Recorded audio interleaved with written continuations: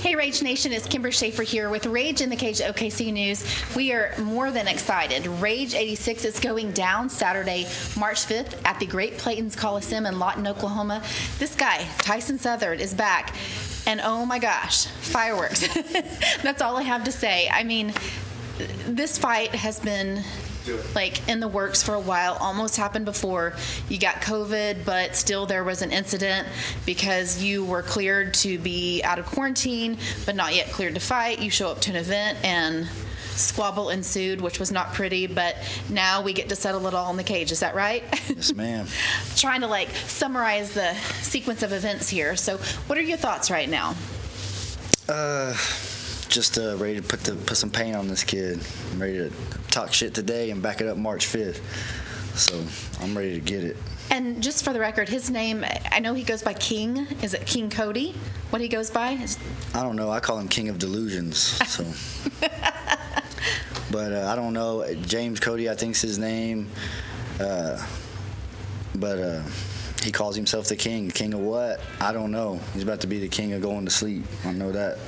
Awesome. Lots of kings in the room today. So, Tyson, tell me a little bit about what brought all this about, because there's been bad blood between you two even before you not being able to fight last fight because of COVID, right? It just started, basically he was just trying to size me up, and he was offered as an opponent, and I was like, yeah, I'll take that opponent because he was already sizing me up. I got COVID. That fight fell through. He showed up. Well, previously we did a stare down at another show, and he started a bunch of shit and got the cops all on me, took away all my drinks, and pretty much just caused a big ass scene where I couldn't even go to the bathroom without the cops all on me. And then so that was the first incident where people were acting up in front of the police and getting people involved. You guys had to be held back in the cage. Yeah, so that was still some hype shit. But then when you got my kinfolk almost locked up and my homies pepper sprayed and shit because he wanted to act a fool, then it became personal to me because I'm like, you done disrespecting my family, my gym people, all that shit. I was like, now you're gonna pay. So at first it was all like, yeah, just let's hype up this shit and sell some tickets. Now it's like, I'm gonna fuck your ass up because you done disrespected my family. So I take that shit really personal to my heart. So we gonna handle this shit once and for all. All right. I mean, Lawton, they knew about this, especially at the last event. Lawton, I'm assuming, is going to turn out big time for this fight. Oh, yeah, all my people are coming out. Everyone's coming out for this fight. Everybody wants to see it. It's pretty much the most hyped fight. Everybody's talking about it, and I'm ready to put on a show. I just hope he shows up. So, obviously I don't live in Lawton, so I don't know the atmosphere there, and if it's, it's a larger town. It's a military town, so I don't know whether, things like this really make, I live in a small town, so if anything like this happens, everybody's talking. So is it pretty similar in Lawton? Yeah, I mean, I've been fighting 10 years around that town, so everywhere I go, I can't go to the grocery store without somebody stopping me, being like, when's your next fight? What's going on? I've got my posters up all over town. People are ready to see. I sell the most tickets out of anybody, and I plan on doing it the same for this event and making a big statement and putting myself on a 3-fight winning streak. Nice. So tell me about your last few fights and what your thoughts are on that. My last fight was a fill-in. King got himself in a little bit of trouble or whatever, and his teammate offered to step up, and I was like, shit, if I can put some work in on his teammate and let him know, this is what's next for you, motherfucker, you know what I'm saying? And so, I got nothing but respect for Tony, and he's a much more high caliber fighter than King, because he don't even have no fights. He just be making up shit in his head. So I was like, shit, I'll put this work in. Tony came in. He tried to grapple me right out the gate. I thought we were going to stand and bang, and I wound up submitting him. So before that, I fought Mendez, and I've been fighting nothing but grapplers. Mm-hmm. I'm ready to stand and fight, and I think King is dumb enough to do that. So I'm about to fuck him up. That's all there is. Well, I know when you were an amateur, obviously stand-up was your forte. I mean, it's just what you were good at.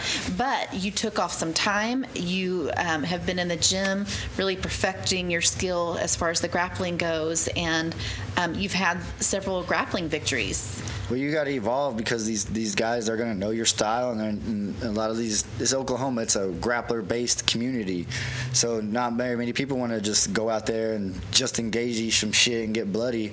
So they're like, fuck this, let's just go to the ground where it's safe and I don't take no damage. And when you know you got to fight a person that's willing to go out there and take that damage as well as give it, you're like, all right, let's just try to play it safe and grapple. So I've had to evolve my game to where I just working on wrestling nonstop, working on my defense and jiu-jitsu, and so these cats can't do that shit no more. You know what I mean? So I'm evolving. That's what you got to do if you want to keep competing. And so far it's working. So I'm gonna keep at it. And I'm walk right through the fucking king and get on to the next one. I was definitely impressed with you. I think it may have been your pro debut, and I saw you fight, and I thought, is that Tyson Southern? Is that the same kid? You know, because it was just, you've come a long way. You've come full circle. Like I was telling Lamont, I've known you since you were an amateur as well, and I've just seen your progress over the years, and I think you're definitely a great contender out there. So very proud of you. Anything you want to mention about your training program, your gym? Shout out to my people at Amped. I like to go down there in Texas and get a lot of different looks from them. Their coach Keith's an awesome guy. They got a bunch of young up-and-comers that are coming out on the card. So be sure to tune in and watch out for them.